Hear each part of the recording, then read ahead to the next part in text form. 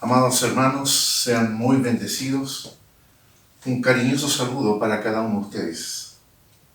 Hoy, por las circunstancias, le estoy llegando a sus hogares desde mi hogar. La situación de la pandemia ahora ha determinado que nuestra región de Valparaíso, nuestra ciudad, haya entrado en una cuarentena total, por lo que estamos impedidos de hacer nuestros cultos desde el templo. Pero hoy he apartado este lugar para poder entregar la palabra del Señor desde aquí de mi casa, desde mi hogar.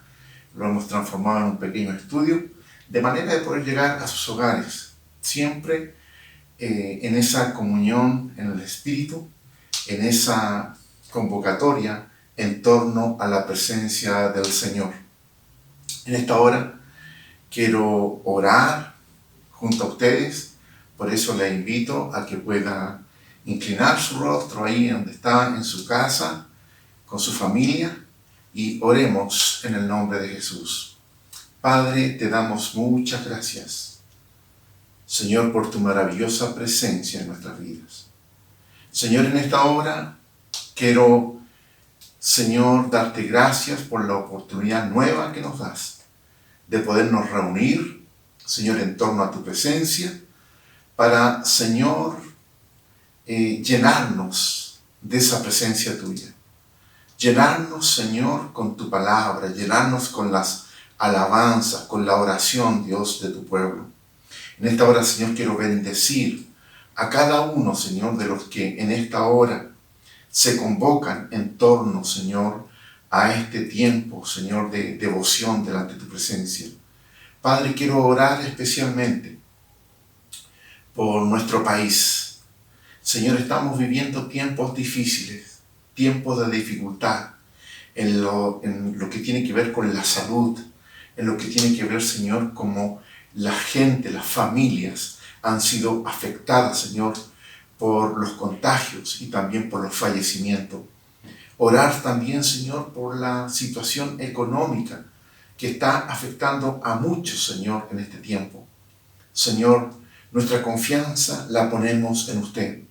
Usted es el único que nos puede librar, nos puede sanar, nos puede restaurar. Usted es el que nos da la provisión diaria.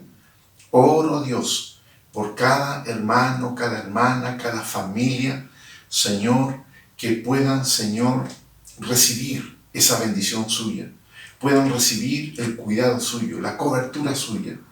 Padre, muchas gracias porque podemos confiar en usted.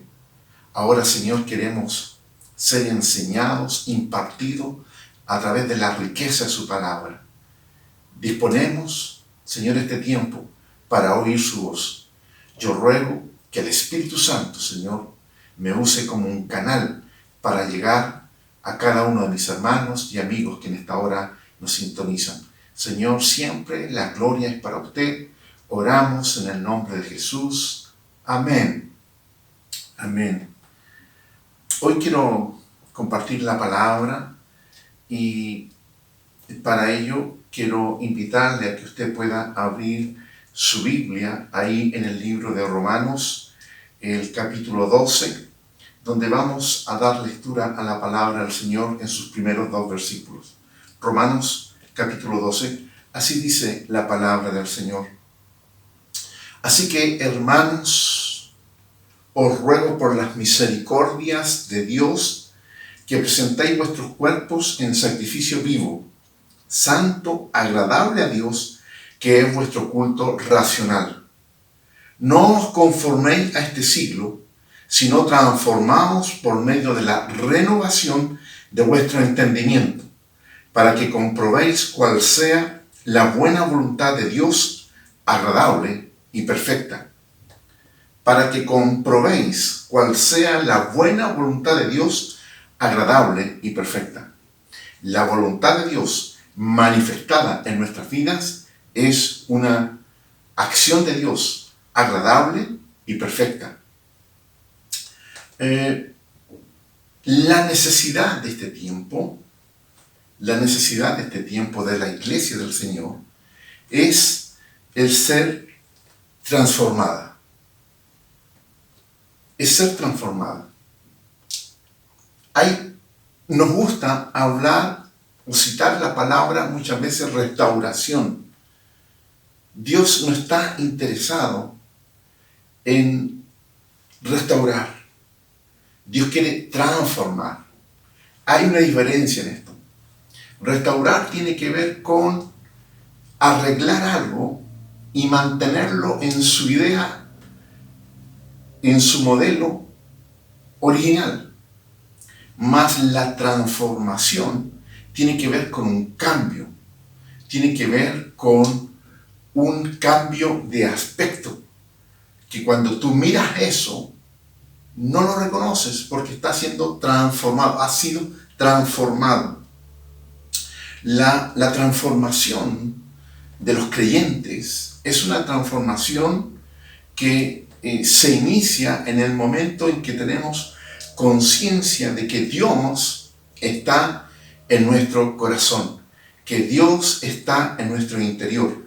Y de ahí comienza un proceso que es constante, es permanente y es para siempre un proceso de cambios, un proceso en que Dios está cambiando nuestra manera de pensar, nuestra manera de sentir, nuestra manera de observar. La Biblia a esto le llama un nuevo nacimiento. Un nuevo nacimiento. Y en el libro de Juan, el Evangelio de Juan, en el capítulo 3, verso 3, el Señor Jesús tiene una interesante conversación con un fariseo llamado Nicodemo. Y Jesús le dice a Nicodemo, de cierto te digo, que el que no naciere de nuevo no puede ver el reino de Dios. De cierto te digo, Jesús le dice a Nicodemo, que el que no naciera de nuevo no puede ver el reino de Dios. Esto me llevó a reflexionar en la idea de que el Señor está diciendo acá de que el que no nace de nuevo no puede ver el reino de Dios. Y en esto no tiene que ver el ver con una acción de mirar de lejos, sino que la idea que está transmitiendo el Señor Jesús tiene que ver con el vivir el reino, percibir el reino, estar implícito, implicado en el reino. Entonces, yo veo que hay gente que teniendo el conocimiento de Dios, teniendo acceso a la palabra de Dios, teniendo noción del quehacer de la iglesia del Señor, estas personas no viven el reino de Dios.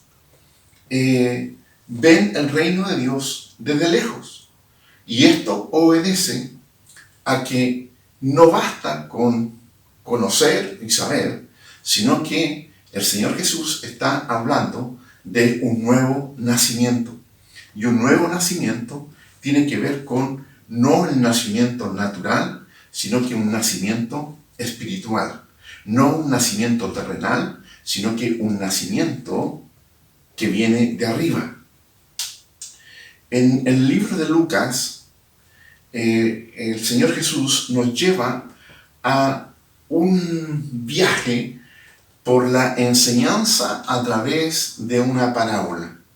De las tantas parábolas que el Señor habló para manifestar las verdades del reino, esta parábola quiero usarla de manera de poder entender el significado de vivir al reino y de ser transformados para esa vivencia en el reino.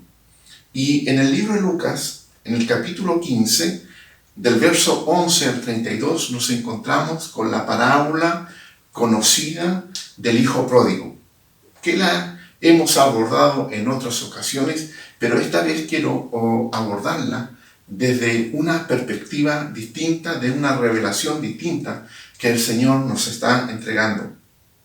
Dice el verso 11, también dijo, un hombre tenía 2 hijos, Y la interpretación clásica encontramos que aquí habla de que el Dios Padre está representado por un hombre que tenía dos hijos, donde el hijo menor representa al pecador arrepentido y el hijo mayor representa al judío fariseo y religioso. Al reflexionar en esta parábola, quiero hacerlo para poder lograr interpretar lo que el Señor nos está transmitiendo respecto a las verdades del reino, de tal manera de poder realmente saber cuál es el sentir de Dios respecto a cómo Él quiere que nosotros vivamos el reino. Y dice que el menor de ellos, de estos dos hijos, dijo a su padre, estoy en el verso 12, Padre, dame la parte de los bienes que me corresponde, y el padre le repartió los bienes. El hijo menor, también conocido como el hijo pródigo, un pródigo es una persona irreflexiva que toma los bienes de su padre y los malgasta, ¿cierto?, de una manera irracional. Esa es la figura que nos presenta esta parábola. Continúa el relato diciendo, no muchos días después, juntándolo todo, el hijo menor se fue lejos a una provincia apartada y allí desperdició sus bienes viviendo perdidamente. Dice, no muchos días después, ya el padre le había entregado la herencia, lo que le correspondía a este hijo menor, al que conocemos como el pródigo, y dice que tomándolo todo, ¿cierto?, juntándolo todo, se fue lejos a una provincia apartada. Este hijo menor tenía de todo en abundancia ahí en la casa de su padre. Este hijo gozaba de la casa, gozaba de los bienes, pero de lo que no gozaba era de la compañía de su padre. Y en esto tenemos que detenernos un poco. En el verso 13 dice, no muchos días después, juntándolo todo, el hijo menor se fue lejos a una provincia apartada. Esta frase nos dice mucho. Lejos a una provincia apartada. ¿Lejos de quién? ¿Apartado de quién? Del Padre. Del Padre. Entonces este muchacho reunió todo y se fue lejos a una provincia apartada. Aquí es clave para entender esto, de que el hijo lo que hace es tomar aquello que por herencia le pertenecía y se va lejos. Se va, ¿cierto?, a una provincia apartada. Este hijo no entendió lo valioso que era la cercanía del padre con él. Él no entendió lo que significaba el gozar de esa compañía del padre. La cercanía del padre significaba para él compromiso, servicio y obediencia. El estar ahí en su casa, el estar ahí en la hacienda donde estaba con su padre, esa cercanía con el padre, para él le significaba un compromiso, un servicio y una obediencia. Nos encontramos que hay gente que quiere la cobertura, de este caso del padre, quiere los cuidados del padre, quiere los beneficios del padre, pero no quieren estar bajo la obediencia del Padre. Y este es el caso de este muchacho. Dice el verso 14, y cuando todo lo hubo malgastado, vino una gran hambre en aquella provincia y comenzó a faltarle. Cuando todo lo hubo malgastado, todo el dinero que su padre le dio, toda la herencia que él tomó, dice la palabra que cuando lo hubo malgastado, lo malgastó con sus amigos, en deleites, en fiesta, en distintas cosas. Finalmente, todo ese dinero lo malgastó. Pero esto coincidió también que vino una gran hambre a aquella provincia y comenzó a faltarle. Ya no tenía el dinero, ya no tenía la manera de sustentarse, y es en ese momento que se produce una gran hambre en aquella provincia. Entonces, cuando yo leía esto, cuando estaba reflexionando en esto, me pregunté y le pregunto a usted en esta hora, ¿le parece conocida esta situación? Dice que la palabra vino una gran hambre en aquella provincia y comenzó a faltarle. Hay situaciones en que la vida, ocasiones en que la vida nos presenta situaciones que no esperamos vivir. La vida nos presenta situaciones en que lo que hemos planificado, lo que hemos pensado que vamos a poder hacer, por situaciones de distinta índole, viene a producirse una situación que viene a derribar los pensamientos, los planes que teníamos respecto a lo que nosotros queríamos hacer. Una falta de lluvia provoca una sequía. Una guerra en un país determinado o en unas naciones produce que el petróleo aumente en su precio, bajan las compras de los productos nuestros y se produce una recesión. O como en el caso de ahora, que estamos afectados por una pandemia mundial, ¿cierto? Y que vino ahora a manifestarse aquí con nosotros. Hace 5 meses atrás, nosotros no nos imaginábamos que íbamos a estar en el escenario que estamos actualmente ahora. Hace 5 meses atrás veíamos ahí en China y en Europa cómo se estaba manifestando esta pandemia, cómo la gente se detuvieron las rutinas diarias, ¿cierto? Se detuvieron las costumbres en cuanto a los paseos diarios, al ir a la escuela, al trabajo, se cerraron las fábricas, se cerraron el comercio, ¿cierto?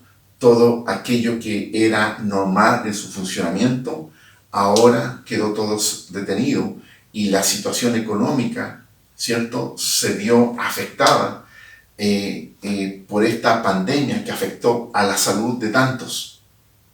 Y esto lo veíamos lejano. Esto no lo veíamos que fuera a llegar a nosotros de la manera que estaba sacudiendo a esa gente. Pero los expertos hablaban de prepararnos, de que esto va a llegar acá. Y hoy nos encontramos con esa realidad. Hoy nos encontramos que nuestro país y nuestra ciudad está afectada por esto. 2 días atrás comenzamos con una cuarentena que determina un encierro, el cierre de los negocios, el cierre del comercio, el cierre de las actividades cotidianas. Ahora hay que quedarse en casa y para poder salir hay que gestionar un permiso, que son por un par de horas. Y esa es la situación que estamos. ¿Quién se iba a imaginar lo que estamos viviendo ahora? ¿Quién se iba a imaginar que nuestra ciudad, nuestro país, iba a estar afectado así como está afectado? Hacemos planes,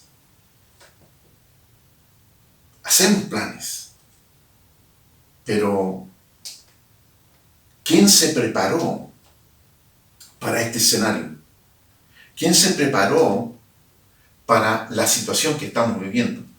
Claramente nadie puede haber dicho que va a haber una pandemia. Pero ¿sabe qué? Yo encuentro que hay gente que sí se ha preparado. Hay gente que ha sido ordenada. Hay gente que ha sido previsora. En cuanto a cuando hubo abundancia, cuando hubo ganancia, cuando el negocio anduvo bien, cuando los ingresos de la familia estaban buenos, ahorraron. No se comprometieron con grandes créditos que escapaban a sus probabilidades. Y hoy pueden enfrentar de mejor manera lo que se está viviendo. Esto me hace recordar la experiencia de el sueño de Faraón y cómo José le interpreta este sueño a Faraón, ahí en el libro de Génesis. Faraón soñó con que 7 vacas gordas estaban ahí en el campo y aparecen 7 vacas flacas y se comen a esas 7 vacas gordas. Y el faraón, asustado, conmovido por este sueño, llama a que le interpreten este sueño. Finalmente, el que le interpreta este sueño asertivamente es José. Y José determina, por orden del faraón, una estrategia para Egipto. ¿Qué es lo que era? Que venía una hambruna, venía una sequía, venía, ¿cierto?, una falta de recursos. Pero iban a haber primero 7 años buenos y después venían 7 años muy malos. ¿Y qué hizo José? En esos 7 años buenos fueron construyendo graneros y guardando para los años malos. En el tiempo de las vacas gordas, dice el dicho, guardar cuando estén las vacas flacas. Hay personas que han sido previsores. Hay personas que han hecho un ahorro en cuanto, no tan solamente a lo que tiene que ver con lo económico. Yo reflexionaba en esto y reflexionemos en esto, no tan solamente en el aspecto económico, sino que también hay el guardarse, ¿cierto?, con ser previsores en el recurso económico, en el recurso espiritual y en el recurso afectivo. ¿Cómo dice usted? El recurso económico, el recurso espiritual y el recurso afectivo. En el recurso económico, que cuando hubieron buenos ingresos, hubieron buenas entradas, se guardó, se ahorró, se apartó para lo que pudiera venir más adelante. Y hay gente que en este tiempo lo pueden enfrentar de mejor manera. En el aspecto espiritual, aquellos que son agradecidos de Dios y reconocen que lo que tienen, que lo que reciben es por gracia, por amor, por fidelidad a Dios, estas mismas personas han sido fieles con Dios, agradecidos con Dios y han entregado a Dios lo que le corresponde a Dios en lo que tiene que ver con ofrendas, con diezmo, con primicias. Y lo tienen por costumbre, por una acción de gratitud y adoración a Dios, reconocimiento a Dios. Por lo tanto, en este tiempo, cuando está el tiempo de la escasez, está el tiempo de la dificultad, ellos pueden descansar en las promesas de Dios. Ellos pueden descansar en que Dios es fiel para aquellos que le son fieles. Dios no deja desamparado al justo. Dios siempre estará dándole a aquel que en su momento le entregó. Dios no es hombre para ser deudor de nadie. Dios es Dios y Dios es un Dios fiel. Es un Dios que da en abundancia. Y también el recurso que tiene que ver con el recurso filial, con el recurso fraternal.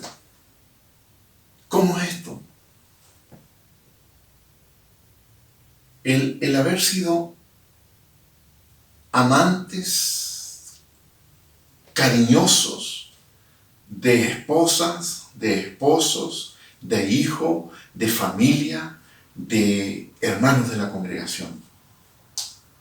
Y quiero decirle que esto afecta en este tiempo, porque aquellos que han sido afectuosos, aquellos que han sembrado con amor, con cariño, haciendo misericordia, siendo fieles, demostrando el cariño a los demás, en este tiempo de dificultad, también tienen la compañía de su esposo, de su esposa, de sus hijos. En este tiempo de encierro pueden tener una buena convivencia. Tienen la palabra, el llamado de ánimo del hermano de la iglesia. ¿Por qué? Porque sembraron bien. Porque sembraron bien. Todo no tiene que ver con el aspecto económico. Hay aspectos que tienen que ver con los sentimientos, que tienen que ver con el darnos ánimo, tiene que ver con la convivencia diaria.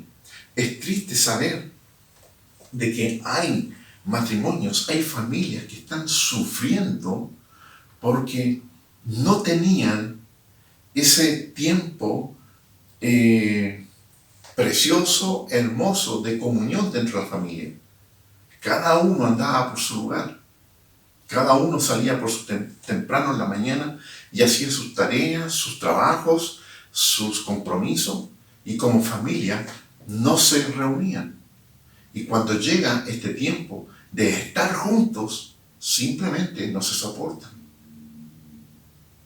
Y aquel que ha sido sabio ha hecho la provisión en los recursos económicos, en el recurso espiritual de aquello que viene de Dios, y también en el recurso fraternal, en el recurso que tiene que ver con la familia. Este muchacho nada de eso tenía. Dice el verso 15, y fue y se animó a unos, y fue y se arrimó, dice la palabra, se arrimó a unos de los ciudadanos de aquella tierra, el cual le envió a su hacienda para que apacentase cerdos. Mira a lo que llegó este muchacho. Este muchacho no tenía a nadie.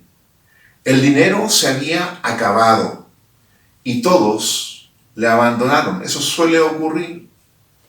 El dinero, la diversión, el pasarlo bien, atrae amigos. Pero cuando se acaba el dinero, se acaba la diversión, se van. Los que se decían ser amigos ya no están. Y es lo que le ocurre a este muchacho. Y cayó en una situación miserable.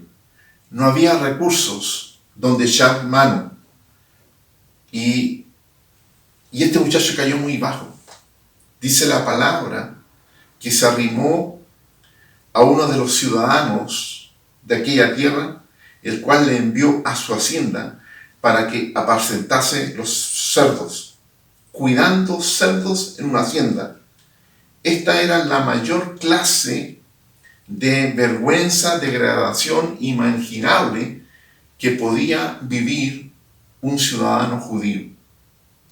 Usted sabe que para el pueblo judío los cerdos es un animal despreciable, es uno de los animales citados en la palabra como impuro.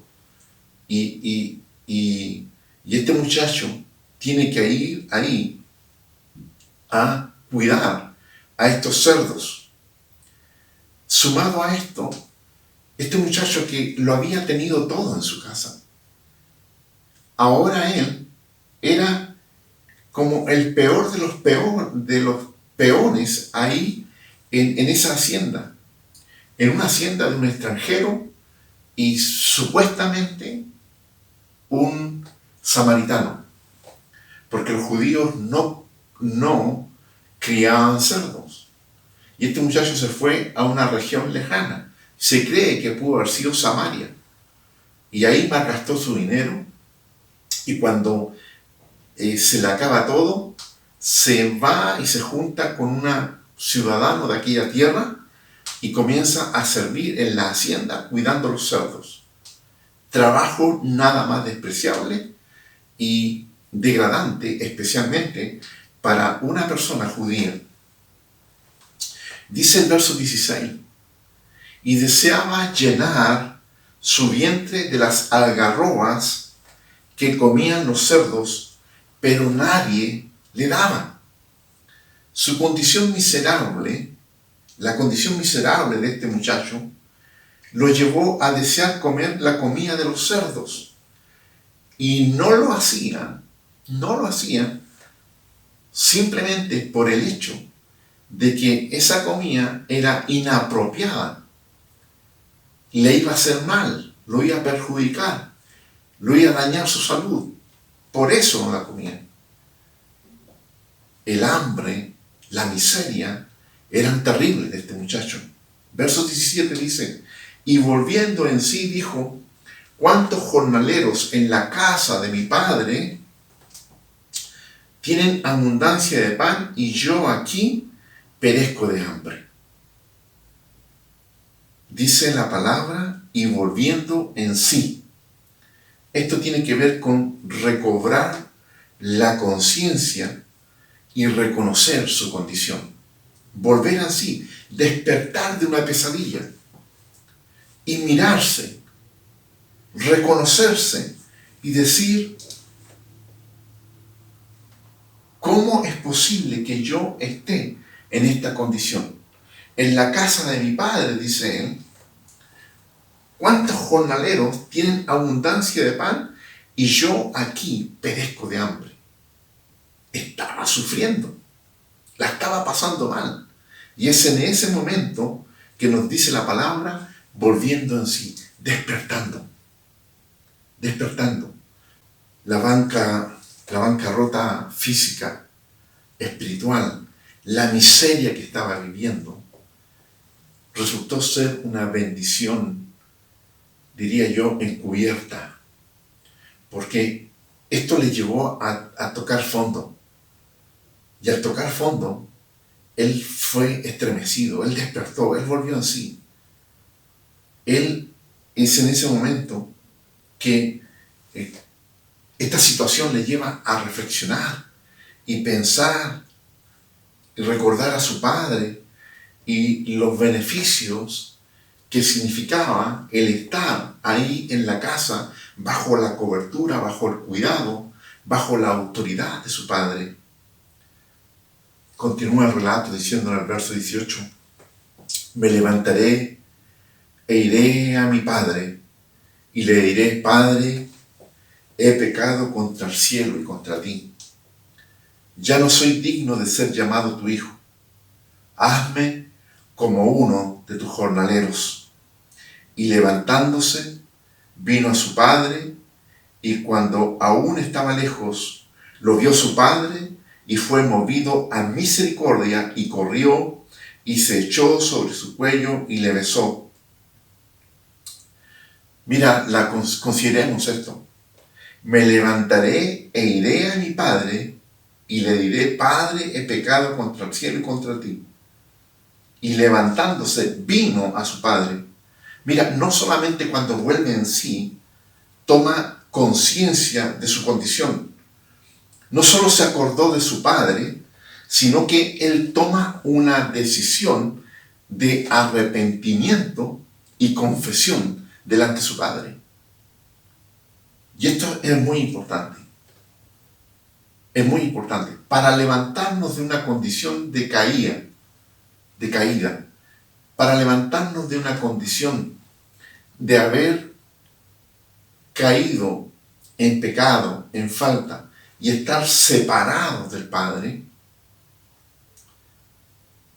o para aquellos que estando en este momento sin el conocimiento, sin la revelación de Dios, y ven a un Dios distante, y lo están pasando mal en este tiempo, con vidas miserables, con vidas que no quieren para sí, no basta con reconocer nuestro estado, sino que es necesario tomar una decisión y una vez tomada la decisión, ir en arrepentimiento y confesión delante del Padre. Este muchacho dijo: Padre, yo he pecado contra el cielo y contra ti, y no merezco ser llamado tu hijo. Hazme como uno de los jornaleros. Era tal su convicción de pecado, era tal su arrepentimiento, que él se conformaba con tan solamente ser uno de los jornaleros, de tal manera de estar ahí cerca de su padre. Cuando este muchacho vuelve en sí, hay un reconocimiento primero de la condición baja en la cual está, en la miseria que él está, pero también hay un reconocimiento de acordarse cómo era la vida de él en ese lugar, y acordarse que los jornaleros no les faltaba el pan. Los que trabajaban en la hacienda, en la casa de su padre, no les faltaba el pan. Y él, con una reacción de reconocimiento, de arrepentimiento y de humildad, va donde su padre y le dice: Padre, yo no merezco ser llamado tu hijo, pero me contento, tan solamente me contento con que me hagas uno de tus jornaleros. Este muchacho realmente reaccionó. Y conocemos lo que sigue de la historia, de este relato. El padre lo recibe, el padre lo recibe no como jornalero, sino que lo recibe como un hijo, lo viste, hace una fiesta. Dice que en la palabra que mandó a matar al becerro gordo, al mejor becerro, para celebrar, e invitó a todos porque su hijo había vuelto. El perdón del Padre, el perdón de Dios, el cómo Dios nos recibe cuando nosotros reconocemos que hemos faltado, cómo el Padre nos recibe en nuestra condición de arrepentimiento, de humildad, y nos pone en la posición que habíamos perdido. Restaura esa posición que habíamos perdido. Pero es necesario entender esto.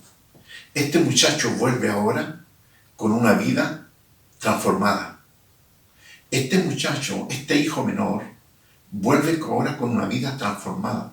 Él tuvo que llegar a lo más profundo de su miseria, tocar fondo, para volver en sí.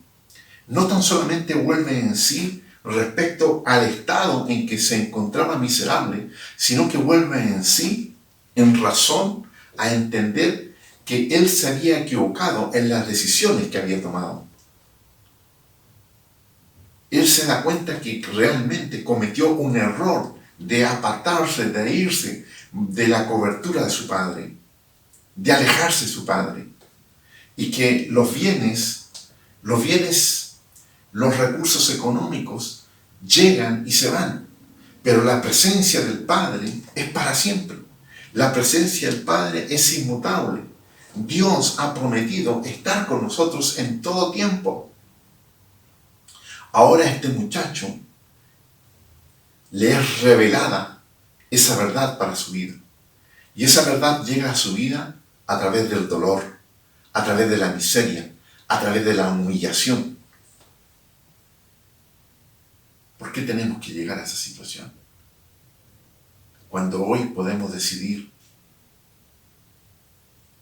y vivir y ver nuestra condición, examinar nuestra condición y ver cuánto necesitamos de la presencia de nuestro Padre con nosotros. Entonces el Padre lo recibe, lo viste, le pone un anillo, lo calza a sus pies y hace fiesta. Y hace fiesta. Hace una celebración porque su hijo había vuelto. Y aquí entra en acción el segundo hijo. Recuerde usted que tenía 2 hijos. Y dice la palabra: y su hijo mayor estaba en el campo, y cuando vino y llegó cerca de la casa, oyó la música y las danzas. Había fiesta. Y llamando a uno de los criados, le preguntó qué era aquello. Él le dijo: tu hermano ha venido y tu padre ha hecho matar al becerro gordo por haberle recibido bueno y sano. Entonces, este hermano, el hermano mayor, se enojó y no quiso entrar. Salió, por tanto, su padre y lo rogaba a que entrase, a que se incorporara a la celebración, a que se incorporara a ese tiempo de fiesta porque su hermano había llegado. Pero mira lo que dice este muchacho, mira lo que dice este hermano. Mas él, respondiendo, dijo al padre: he aquí, tantos años te sirvo, no habiéndote desobedecido jamás, y nunca me has dado ni un cabrito para gozarme con mis amigos.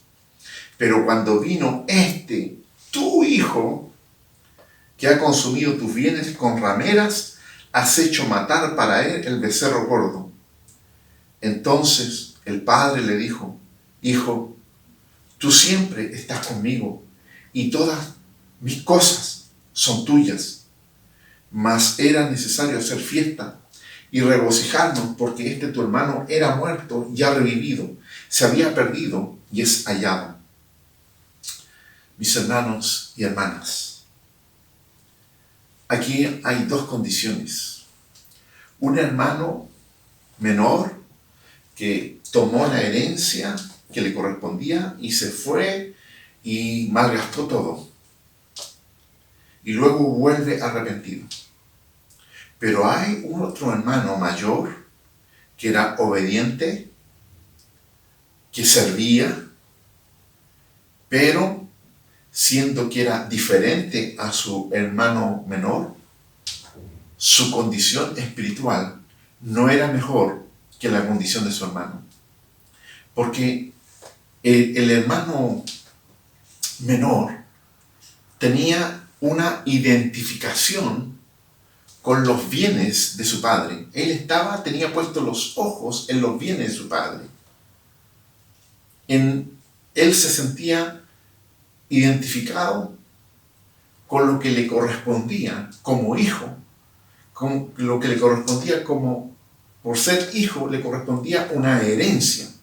Y sus ojos estaban ahí. En eso él se identificaba. Eso era lo que veía como beneficio de ser hijo de ese padre. Para el hermano mayor, su identificación era con el servicio obediente que le daba a su padre. Trabajo, servicio y obediencia.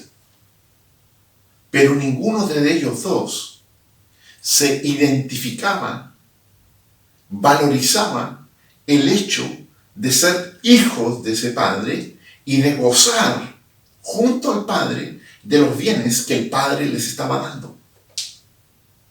Dos perspectivas diferentes para una misma condición de lejanía de Dios y de lejanía de disfrutar el reino. Disfrutar el reino. Y es necesario reflexionar en esto.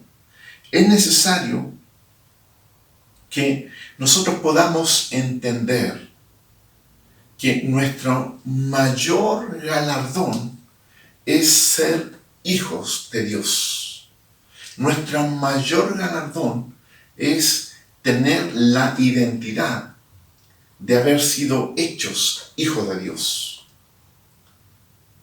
Lo voy a plantear de esta manera. Yo soy pastor. Por don de Dios, por gracia de Dios, soy pastor. Pero mi identificación no es con el pastorado.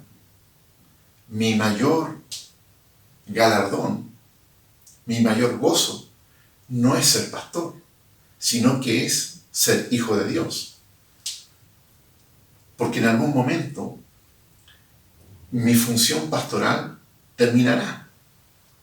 Dejaré de ser pastor. Pero el dejar de ser pastor no me pone en la posición de dejar de ser hijo de Dios. La condición de hijo de Dios no se pierde. Tal vez tú tienes un servicio en la iglesia, tú tienes una labor, o tú tienes una condición de ser padre, de ser esposo, de ser trabajador, empleado, con alguna función en un lugar. Pero si te quitan esa tarea, te quitan esa función, te quitan esa paternidad, te quitan el ser esposo, ¿pierdes la identidad? No, tu identidad eres que eres hijo de Dios. Y estos hermanos estaban ahí en el reino, estaban con su padre, pero no valorizaban la condición de ser hijos y de gozar de esa gracia, de ese amor, de esa comunión permanente con el Padre, sino que uno se identificaba con los beneficios que podía obtener del Padre y el otro se identificaba con el servicio y la obediencia que le daba al Padre. Mas el Padre no quería ver a un muchacho que se aprovechaba de los beneficios, no quería ver a uno que solamente cumplía con su servicio y su tarea, sino lo que ese padre quería tener comunión con los hijos. Con los hijos. Romanos 12 dice: no os conforméis a este siglo, sino transformaos por medio de la renovación de vuestro entendimiento, para que comprobéis cuál sea la buena voluntad de Dios, agradable y perfecta. No nos conformemos a la manera de pensar que tiene la gente. Hay gente que se identifica con una tarea, se determina esa tarea, esa función, ese trabajo, y se les termina la vida. Se les termina la vida. Se sienten tan identificados con lo que hacen que pierden su verdadera identidad. Nosotros, como creyentes, como discípulos del Señor, como parte del pueblo de Dios, nuestra mayor gozo es tener la identidad de ser hijos de Dios. Y esto no se alcanza sino con la transformación, sino que por la transformación. Tenemos que ser transformados. Teníamos una vieja manera de pensar, ahora tenemos pensamientos nuevos. Mira, me recuerdo de una experiencia que creo que en algún momento la conté, pero quiero repetirla en esta hora. De un hombre que de muy joven comenzó a trabajar en el oficio de imprenta.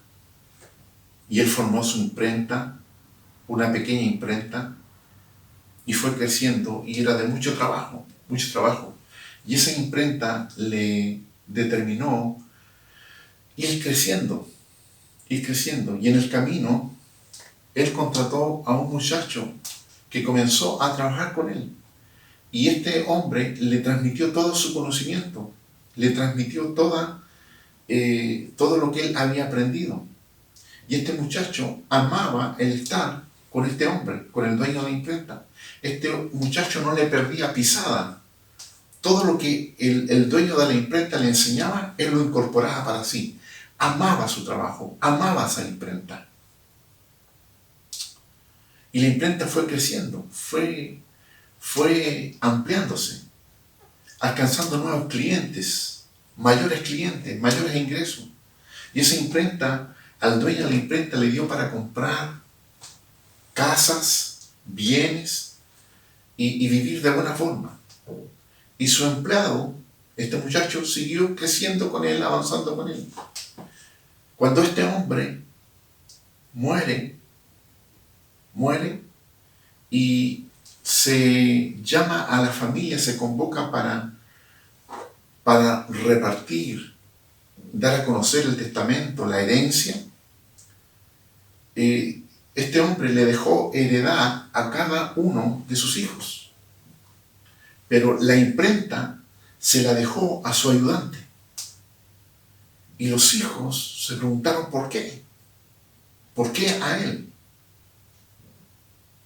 Y el notario, el abogado que dio, dijo que era la voluntad Era la voluntad del dueño, porque el único que se había interesado en la imprenta había sido este muchacho que llegó de muy niño y se interesó y amó la imprenta. Los demás estaban tan solamente interesados en los beneficios, en los bienes, en los recursos que generaban la imprenta. Y nunca se interesaron en el trabajo, en lo que era la imprenta.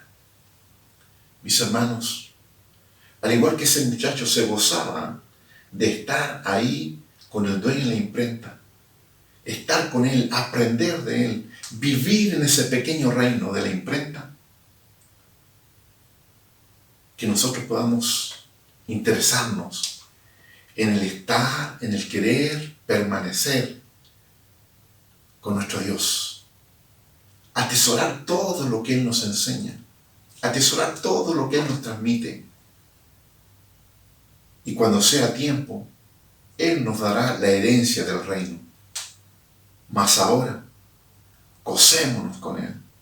No estemos tan interesados en los beneficios, o no estemos tan identificados con el servicio y la tarea, sino que gocemos desde nuestro interior, de tener esa comunión con el Padre, de ser felices, gozosos, de ser llamados hijos de Dios.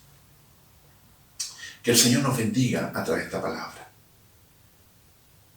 Que busquemos el ser transformados, el verdaderamente nacer de nuevo, para poder no ver el reino desde lejos, sino que vivir el reino. El que no naciera de nuevo no puede ver el reino de Dios.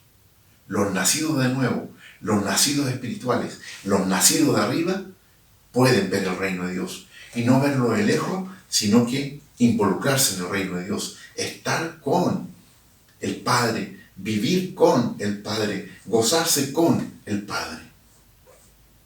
Vamos a orar. Vamos a orar. Señor, te damos gracias por tu palabra. Señor, bendecimos tu nombre por lo que tú en esta hora nos has entregado. Señor, yo oro para que nuestras vidas sean cada día transformadas. Señor, que tú continúes haciendo ese trabajo de transformación de nuestras vidas hasta, Señor, alcanzar la plenitud del modelo que tú has diseñado, determinado para cada uno de nosotros. Señor, muchas gracias por ser tus hijos.